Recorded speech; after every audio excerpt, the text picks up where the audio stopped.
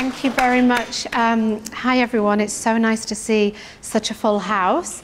I'm really honoured that we're doing this event. When UNIT invited me in to curate a programme of queer creativity, I jumped at the opportunity. Firstly, I absolutely love Gori's work, and I was so happy to be introduced to it by the gallery.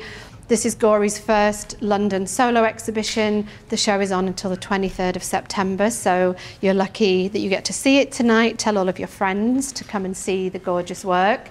But the other reason that I was really excited to come and put together a night like this is because, you know, we're at this kind of interesting moment in terms of queer life where I think, you know, we've seen a lot of landmark wins in the UK and around the world, things like equal marriage being passed, which I think a lot of the time makes people think that, you know, the battle is won and we've got what we need as a queer community, but actually we're being faced with new challenges all the time. Particularly for our trans community members, there are, you know, really frightening things happening and, you know, really frightening times.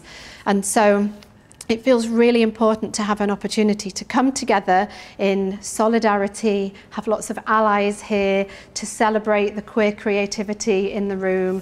I was so happy that I had the chance to bring in lots of my wonderful friends who are doing amazing things, like Tom Rasmussen, who is going to sing for us later, Amelia Abraham, who does lots of brilliant work in this space, and Otamere Guobadia, who is a fabulous poet and is going to perform for us after the panel. So yeah, I'm just really happy that we're getting to create a space here. And my book, as mentioned, is called Queer Art from Canvas to Club and the Spaces Between. So I've done a lot of thinking lately about the spaces between, and I think it's important that galleries and institutions offer space for queer celebration, which is what we're doing tonight. And before we go into the panel, the last thing I just want to mention, really importantly, is that we are collecting money for Stonewall, and you have the opportunity to give cash, if anybody carries cash these days. There's also a QR code, so you can donate that way. Stonewall weren't able to send the person they wanted to send, so I'm just going to read a little bit from the statement that they put together, because it's a really good reminder of why it's important to support charities like Stonewall. For the last 35 years, Stonewall has been at the forefront of every major fight for LGBTQ+ rights in the UK. We have campaigned for and have helped create transformative change in the lives of LGBTQ+ people, from the repeal of Section 28 to same-sex marriage. We have been at the centre of every major LGBTQ+ rights victory, but we still have lots of work to achieve, and our work is far from over. Anti-LGBTQ+ hate has risen online, on our streets and in public. In the UK, anti-LGBTQ+ hate crime has grown at twice the rate of other forms of hate crime for the last 2 years. In the last 5 years, transphobic hate crimes have increased by 186%, while hate crimes against lesbian, gay and bi people have increased by 112%. LGBTQ+ rights are under attack. The safety of our community is under threat, and it's having a real impact on our lives, with just 44% of LGBTQ+ people feeling safe holding their partner's hand in public, an act that is inherently human that feels out of reach for many LGBTQ+ people across the UK. So, the funds raised from supporters like yourselves and this night will support Stonewall by fueling the momentum behind our ongoing fight for the freedom, equity and potential of all LGBTQ+ people, powering our campaigns and engagement with decision makers at the highest levels. So there you go, some pretty sobering data for you. So please consider donating to Stonewall tonight or after the event. But I'm now going to hand over to brilliant Amelia to lead the panel discussion. Thank you everybody for being here. Hi everyone, thank you Gemma. What a lovely turnout. It's gorgeous. Great. Yeah, I'm very excited that we all get to have a drink and a conversation after, and we get to see Otamere and Tom perform for us. So before that, we'll probably talk for about 30, 40 minutes, and we'll have 5 minutes for questions if anyone would like to ask a question to any of the panelists, specifically Gori. It's very nice that we were able to move one of your works up so we could sit in front of it and admire it while you speak about it. So first I'll just introduce everybody. Otamere Guobadia is a multidisciplinary writer, poet and columnist whose work focuses on desire, art, adornment, queerness and agency within culture, high, low and popular. His work has appeared in British Vogue, ID, Days, GQ, The Guardian, Vogue Italia. The list actually goes on for quite a long time, so you get around. So she. His first book, Unutterable Visions, Perishable Breath, was published in January 2024. And Gemma's book was also published earlier this year, as she mentioned. Gemma and I have been friends for a long time, so it's nice to be here talking with you in a different capacity. Gemma has been at the forefront of contemporary art for almost 2 decades, working passionately to champion diversity in the field. She is the author of Queer Art From Canvas to Club and the Spaces Between, which was published in the spring, and has also curated a range of exhibitions at international institutions. Most recently, the Leslie Lohman Museum of Art, which is one of my favorite spaces. It's like the LGBTQ+ art museum in New York City. The only one in the world. The only one in the world, the only LGBT art museum in the world in the sense they have a collection. Somerset House, the Tom of Finland Foundation, London Art Fair and Queer Arts. And you also curated the Brighton Beacon Collection, the largest permanent display of queer art in the UK for Soho House, Brighton. And you teach as well. I didn't even know this, at the Royal College of Art, Glasgow School of Art and Goldsmiths, and you're on the trustee board for the charity Queer Circle. And lastly, Gori, thank you so much for being here. You've come from Glasgow today, but you were born in Mallorca, where you graduated with an MA in Fine Art from the graduated with an MA in Fine Art from the Glasgow School of Art in 2018. Mora's current practice focuses on exploring unique representations of personal experiences, which place his lived reality as a queer artist within the larger socio-political context of mutual queer connections. His work speaks to the innate human desire for intimacy and connection, where for some, and as we heard from Gemma's words earlier, the personal becomes political.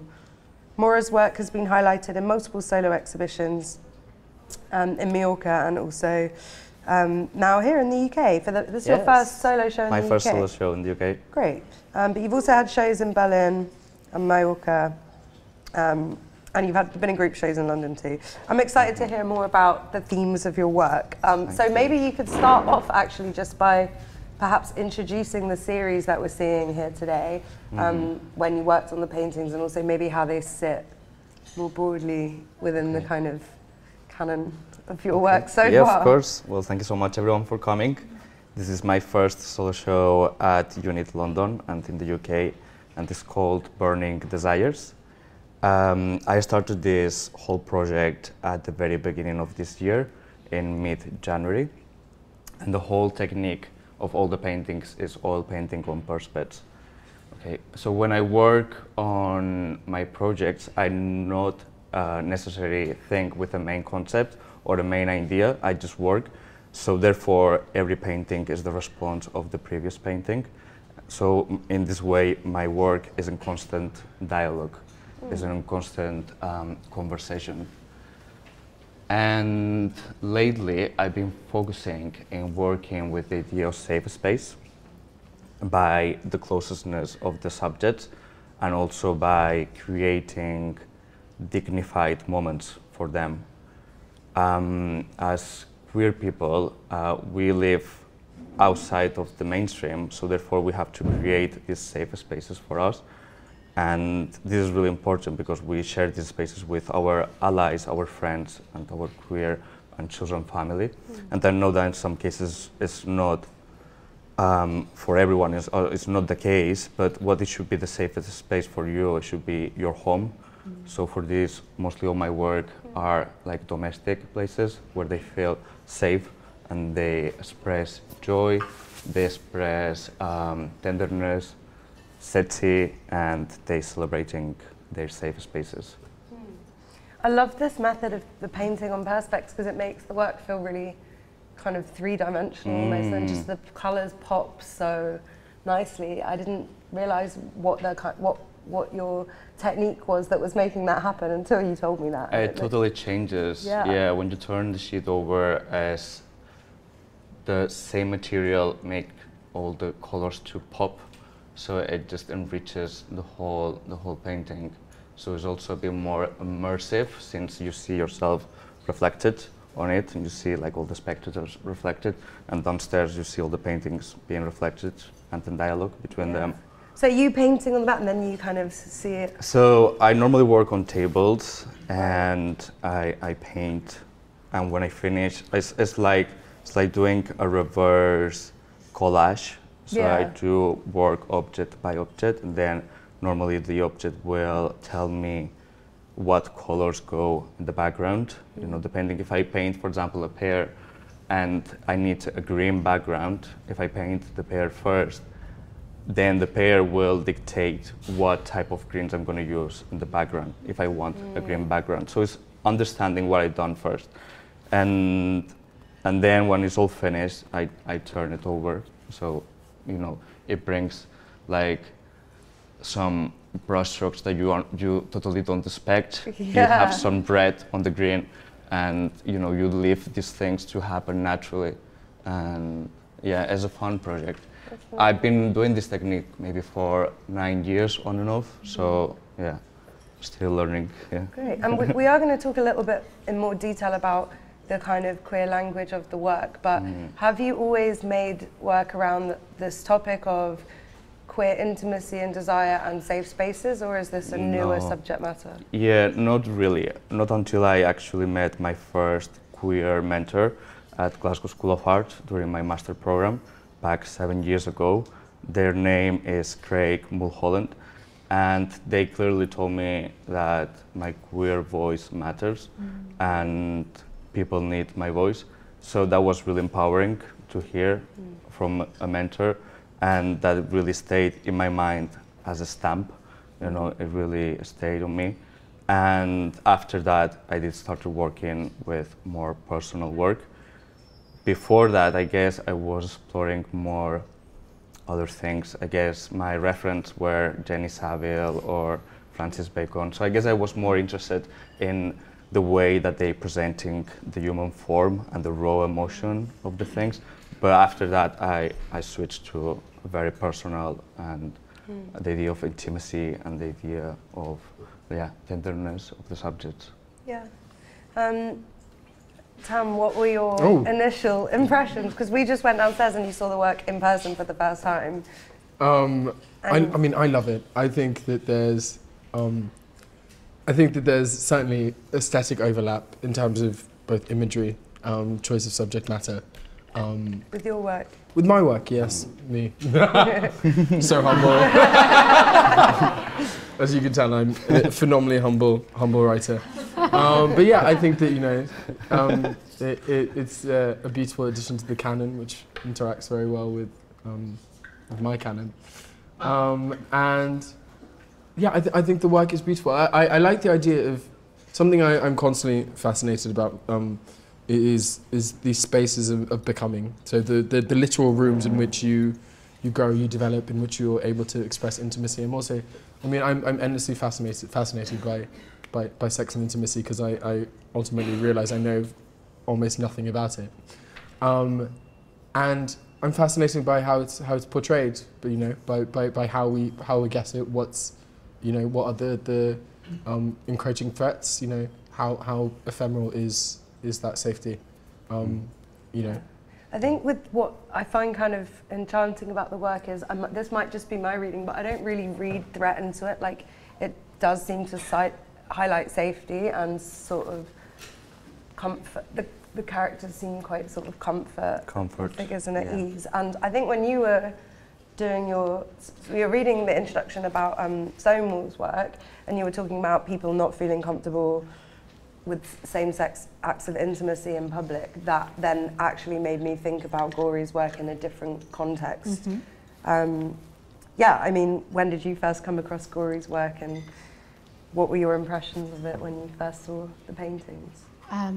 well, I was introduced to the work through the gallery, which I was really grateful, you know, to have the chance to see the work. And actually today is my first time seeing it in person as well. But yeah, to that point that you just made, I think there is real power in manifesting these safe and abundant futures for ourselves. And you know, the reason I dedicate all of my professional life to working with artists is because I really believe that artists are the ones that can show us how to do that and can inspire us to create better worlds for ourselves. And I think as queer people, you know, we know what the realities are and we know what the daily challenges are that we face, but, you know, having the opportunity to spend time with artwork or, you know, immersed in poetry or music that represents us in some way or that provides us with some identification can provide such a strong sense of belonging that can be very validating. You know, I think it's just a really important thing that every single human should have access to and should have the opportunity to access. But I think with Gori's work specifically, you know, I think the craftsmanship, the quality of the work, this technique is so good, it's so rich. And when I saw the work, you know, I feel like there's quite a, you know, a few artists I've seen lately who are centralizing the human body and the human experience in this, using a visual language a bit like this, you know, something a bit sculptural, perhaps flattening the human form in a way to go deeper. There's kind of like techniques there that I've seen in contemporary art, but I haven't necessarily seen that being queered so explicitly, and that felt really refreshing, and that was something that really attracted me to the work. And then the last thing I'll say is, you know, just this technique, it creates there's such a depth to the colour, and it feels very rich, and you want to enter these worlds. Yeah, sumptuous. Yeah. So it felt like the perfect kind of jumping off point to then build an event around. Yeah.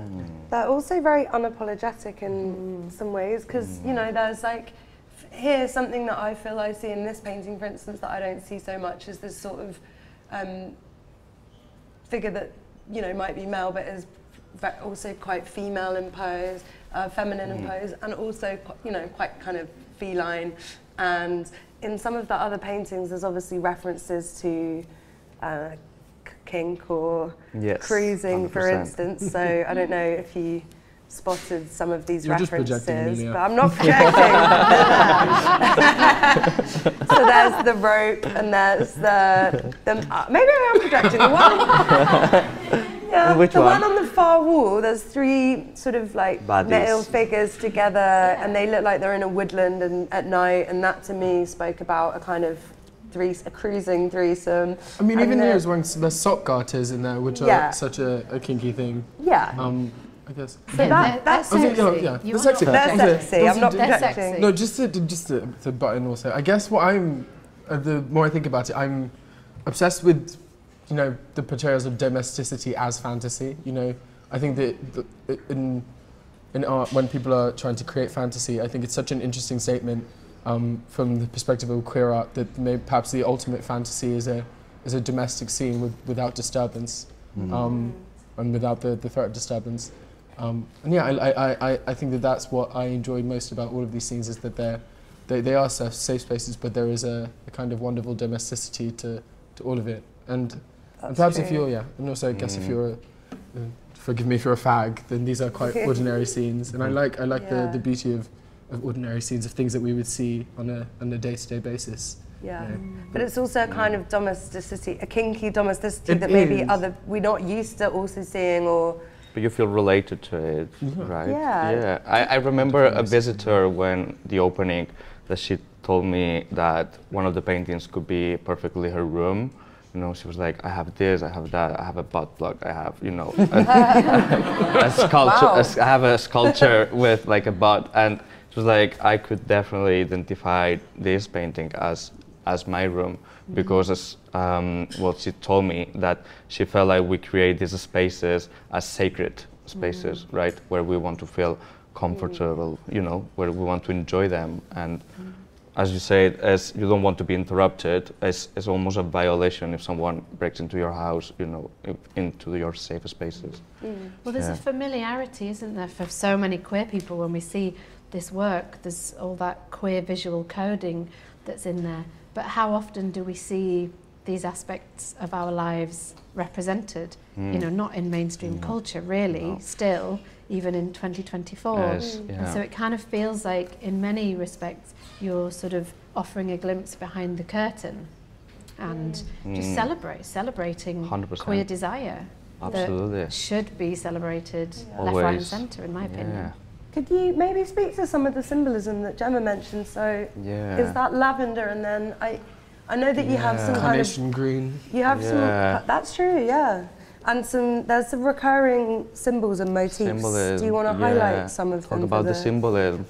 Yeah. So, well, this painting is called Lavender Night, Lavender Night, and it's called after the term lavender. That is one of these terms that sadly has been used against us, you know, and it's one of these ongoing lists that, you know, of terms that goes against us.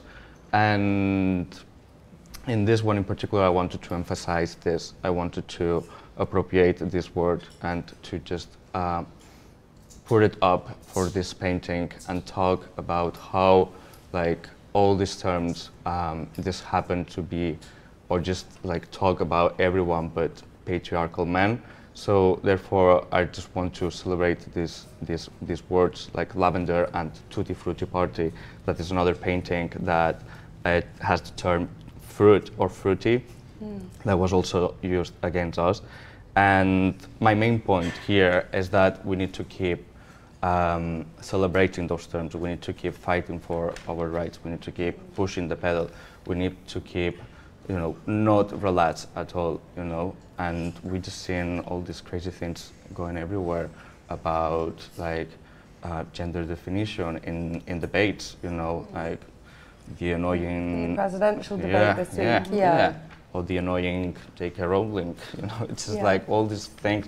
And for me, it's just a message of using these words and these terminologies to speak loud, you know. And yeah, sorry, I'm not sure if I answered you. Yeah, I think so. You highlighted some for sure. Like you can definitely the idea of lavanda of this painting is because of that. Lavanda is in Spanish is lavender, for lavender. And I really like to work with the idea of symbolism and metaphor because as a queer artistic tradition for me, you know, back in the days, you know, in the history, queer artists had to codify their language in order to express themselves, right, or in order to communicate between them. So therefore, symbolism and metaphor works for a way of communication, right? Yeah. Like if you know kind of thing. Exactly that. So now I wonder what it would have been like to have gone to see a coded queer show, for example, like 100 years ago. For example, like work from, I don't know, Paul Katmes or Yannis Sarouchis, all these artists, like 100 years ago, and how it would have felt to translate those symbols, you know. How, for instance, would it made me feel like empowered, like hopeful, you know. And for me, this is a way of celebrating the idea of symbolism and the idea of metaphor nowadays. You know, I'm privileged enough to talk about this and to use metaphor and symbolism, but for me, it's just a way of, like, you know, celebrating this queer artistic tradition and paying homage to them. Yeah, so, okay, it's like, it's a kind of nod to history as well, in a way. Yeah, 100%. Tam, as a poet, obviously you're working with metaphors. Allegedly. And I know you're going to be reading later, so I also thought, I'm sure you'll introduce your work later when you read, but also maybe I thought it would be nice to talk about it now. Yeah, no, totally. Do you use queer symbolism in your work? And also, one similarity between, well, one of several similarities between Gori's work and your writing, I think, is like fragments and fragmented bodies. Okay, yeah. No, I agree. Everything you've said is very interesting. I'm endlessly interested in encoded language, in Polari, in things that have what Polari is, if anyone doesn't know. Polari was just homosexual slang that was queer homosexual slang that was popular in the 20th century, and increasingly lost popularity in an age of digital connection, which meant that you're far less at risk. You didn't have to speak in such coded terms. There were varieties of ways to meet people now. But yeah, I'm fascinated with metaphors as most poets are. But I guess in particular, what you say is only, I guess, a fraction of what's being spoken. You know, the words you choose, the metaphors you choose, I think are often so revealing. If anything else, if where my work is inauthentic or false, I think that perhaps the choice of words, the mask that I choose to put on in those sentences is perhaps just as revelatory as something that might be truer and less varnished. And so yeah, I like metaphors because they are consumable, they are flexible, they're capacious, they hold a lot, and I feel like, you know, I like the imagination that they allow us to, and as writers to express, but as readers I like the imagination they can. You know, metaphors can hold multiple meanings, multiple potentials, multiple futures, divergent paths in the same sentence. And so that's what I love about them. Would you share some of your subject matter, or do you prefer not to? No, I can. Is intimacy a subject matter? Intimacy certainly is. Intimacy, love and lovelessness. It's so interesting. The themes and the subject matters of my book vary depending on how pretentious I'm feeling that day. And as you can tell, I'm feeling quite pretentious today. But yeah, I guess the work for... I didn't know it fluctuated. It does fluctuate. It does fluctuate. I guess it's agency and adornment, and I guess I'm constantly I think often about how the words that we choose are often those we choose in lieu of what we mean and what we deeply feel. And so even those words that we choose in lieu of what we mean and deeply feel are just as important. But I guess for me the themes were about youth and about discovery, about innocence, the loss thereof, about God or God in absentia, which is something I'm endlessly fascinated about. You know, what happens when God leaves us, if there was a God here ever at all. And I think that these things speak to me as a sort of lapsed, failed Catholic. These are all themes that speak to me endlessly. You know, the mortification of the flesh versus the indulgence of the flesh. And yeah, I think that and intimacy ultimately as perhaps the most valuable prize, the most valuable thing that we can give to each other is is intimacy, is the space that we carve out for each other within each other. So. Yeah. Actually, that makes me think when you mention religion, is that there are a couple of religious references in your work, I feel, or not really? Or am I projecting again? Yeah, the apple. The apple, the big apple. Yeah, for sure. I use the apple, I think it's in a few paintings, maybe 4, and all of them are beaten. So I used the apple as a way of expressing rebellion, you know, against social norms. And the apple has such a really strong connection to religion. You know, it goes back to Eve. You know, she was the weak, she was the one that tempted Adam, you know, etc., etc. And all these things just made me wonder, you know, if Eve was actually the first person to go against patriarchy. And I really like to play with those symbols.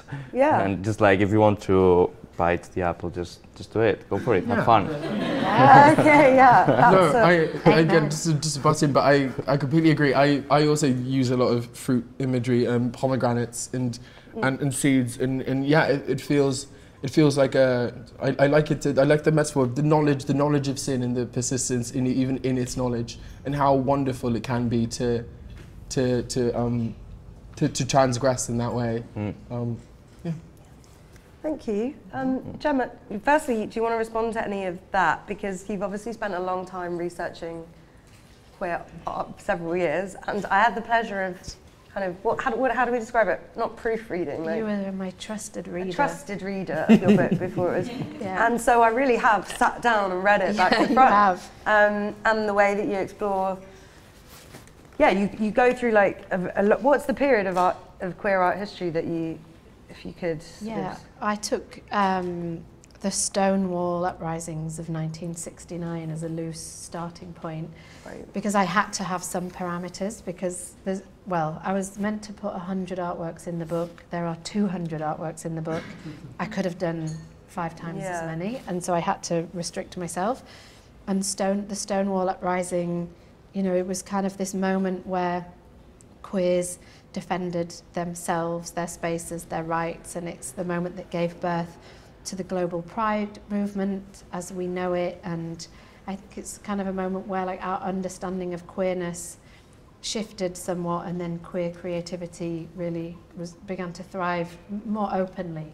And so that's where I started the book. So do you find that because you started at that point when pride was becoming more of a movement, there was actually less kind of codified queerness and more unapologetic queerness, or because it's a global survey, so maybe you were finding actually it was less about when the work was being made in terms of symbolism and more about where it was being made? Or yeah, absolutely that. I think doing this book and looking at art from all around the world was a very stark reminder that LGBTQIA+ rights move at a very different pace depending on where in the world you are. So for example, in the West, particularly in the UK and the US, which is where I work the most, we have a lot of freedoms, but other areas in the world, we still don't have those freedoms, and so that coded language is definitely prominent. But even in the West, it's the coding is there always, actually. And Gori mentioned a few artists that inspire him. So like Paul Cadmus, for example, is an artist whose work was definitely recognised and discussed as gay work, and things like his many sailors in very tight trousers were the things that caused a lot of controversy. And actually, because there were all these sexy bums in the work, actually it limited his opportunities in many ways. Like people didn't feel they could publicly celebrate that work. But then someone like Francis Bacon, who you mentioned, was also a gay man, making a lot of his work about his gay life experiences, but was not framed in that way within an art historical and art kind of critical dialogue. And the painting of his that's in my book is a painting that he made the year his partner George Dyer passed away, and it's a deeply romantic but tragic painting, and an ode to his deceased lover. It's absolutely gay. But when I was learning about Bacon in my 2 art history degrees, nobody was talking about the fact that the work was gay. So I think the coding shows up in different ways. And I also think it's really interesting what Gori said about his kind of privileged position, in that it's a choice to use the coding, but doing it in a way to pay tribute to our ancestors who had to use that coding. I think there's something beautifully poetic in that gesture, actually. Thank you. Well, we're kind of coming towards the end, so please think of a question if you have one. But on that point, I wanted to ask you, and you did sort of allude earlier to this when you were talking about how we can feel a sense of belonging when we see queer experience visible in work like this. But I have heard people, I think I was at one of your book events and someone said, why, and I think this relates to the Bacon point, why would you bring queer artists together under this label? Like, can their work even if it's sort of around that theme, but if maybe they can make work about other themes, or is it confining? Or, so what would you sort of say to that? Yeah, it's a really good question, and it's one that I thought about a lot. You know, and I think my answer to this is that queerness is just one of many lenses that we can apply to art, and there is value in applying that lens because, yeah, it gives people within the community an opportunity to see themselves reflected, but it also gives people outside of the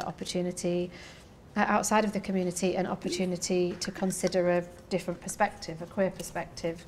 You know, and so I think considering work under the umbrella of queer art is not something that should ever take something away. It's an enriching process.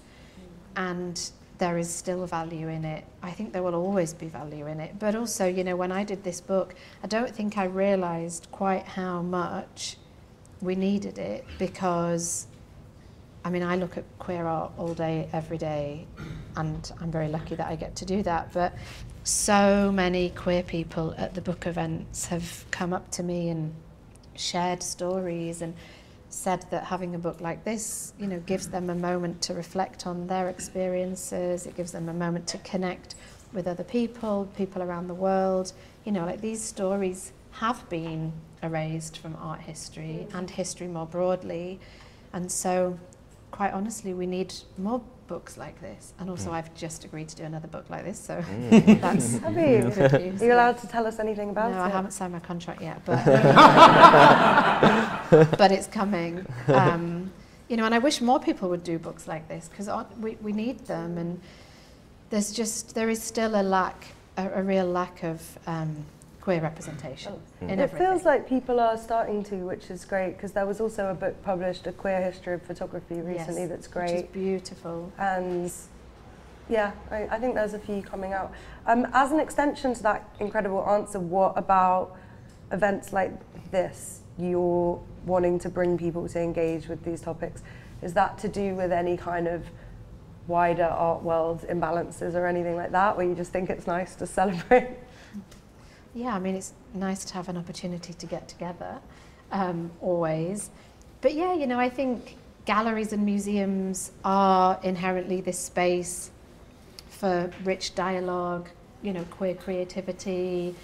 And so it just feels like the perfect setting to bring people together and have these conversations.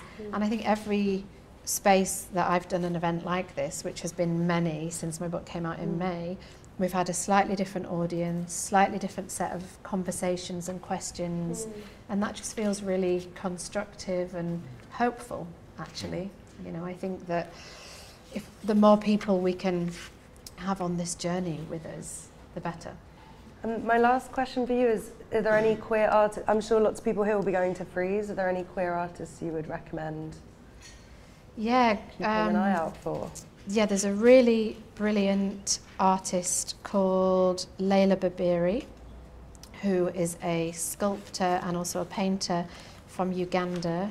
She lives in New York.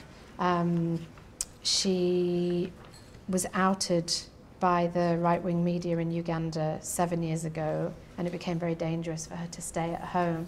And so she was granted asylum in the States, has lived in New York ever since, and she makes beautiful sculptures that speak to the Ugandan clan history. She looks at all these queer historical figures that have totally been, you know, erased from Ugandan history. The work is gorgeous. She's starting to be in lots of museums, and she shows with Stephen Friedman Gallery. And I don't know what exactly they're doing at the fair, but they're definitely showing some of her work. And then another great artist who I think is having a solo at the fair is called April Bay, and she is from the Bahamas, based in Los Angeles. She shows with Vielmetter Gallery in LA, but she also shows with Turn Gallery in the Bahamas, and she makes work where she imagines a a planet called Atlantica, and it's a planet that she invented as a child in response to being othered, and this is a place that she escapes to, and she creates whole kind of worlds and installations of this other planet, and on this planet their only currencies are love and glitter, and it's really gorgeous. And she's also going to be in a show. I'm curating a group show that opens, I mean, this is a plug, but it relates to the point. It opens on the 28th of September at Carl Friedman Gallery in Margate, and so it's on during Freeze, and lots of people will be doing lots of day trips to Margate that week. But she's in that show, so is T.M. Davy, a brilliant artist, Leasho Johnson, a Jamaican artist. Lots of queer artists are in that show. So yeah, that's another related moment. Great, thank you so much. Great, well, I think we should just make sure that we have 5 minutes for questions for Gori from the audience, if anyone has one, and then, Tam, will you introduce your poems later before you read, or would you like to say something now? I'll say something before, don't worry. Don't worry. Okay, great. I wasn't too worried. Would anyone like to ask Gori a question, or anyone else on the panel, but, about the work? Yeah, hello, thank you. Hi. Hi. I had a look at your work before, well, not today, but a couple of weeks ago, and my first impression was that very much I had a feel of Christian Schad, the German expressionist artist, in the way you look at things. I don't know if you are either like his work or even are familiar with it. I didn't relate to him, but You don't? Okay, so I was totally wrong on that, but it was just something like, I was quite delighted because I actually adore his work. I'm not sure if I know him. What's his name again? Sorry? Christian Schad, 1920. Christian Schad. Okay, you can look him up. S-C-H-A-D. I don't know him. Anyway, But I'll look at it. I'll look. Christian Schad, okay. I will look at it. Thank you. You can get your phone. Thank you. Yeah, for sure. Anyways, I know because it's quite extraordinary work, and it's sort of like I think there was kind of something in the texture and the kind of erotic suggestion, which is also slightly. There's also something unsettling about it because it's not really, let's say. It's sort of something is unfulfilled about it. There's a kind of You build it as a spectator, okay. Really like that. But the other aspect I find interesting that I really didn't know the symbolism for the gay community about sort of lavender, because for me lavender is a herb which is sleep-inducing. It is very nice. It sort of gives you put it in little pillows for dreams. It is. I mean, that's the character of the plants. Absolutely. So like one of that says I find like that you use any artist you use kind of symbolism in your work, but then it can be read any which way. Absolutely, I think every aspect or completes the work so different, and it's always open for interpretation. Exactly. That's, I think, the main thing, right? You related to that painter with freezing. It's like a Rorschach test. but yeah, different ways. My mom could relate it to absolutely different thing. I think that's the beauty of art, to just connect it. Especially the painting on this wall down this side with the corset and the mask, a queer person might see that and think, or you might see it in the context of the other paintings and think, maybe this is to do with like drag window or show. But another person might not at all. No, 100%. Would anyone else like to ask Gori a question? One, don't be shy. I'll be mingling around. Intrigued with the how you paint them. How I paint them? Yeah, I couldn't quite work out. So you do the things in the front first, Mm-hmm. and put the background on afterwards. Yes. So I do the whole painting, and on the other side, and I work with the first details that are the details that are first. Like for example, in this painting, I would start with, I don't know, the lavender, And the yellow line on the shoulder. So interesting. the chain. Yes, I would do these details first, and when they dry, I do the next layer. In this case, for example, the suit, like the whole body suit. And sometimes I work as like doing a mosaic. So I paint brushstroke with brushstroke.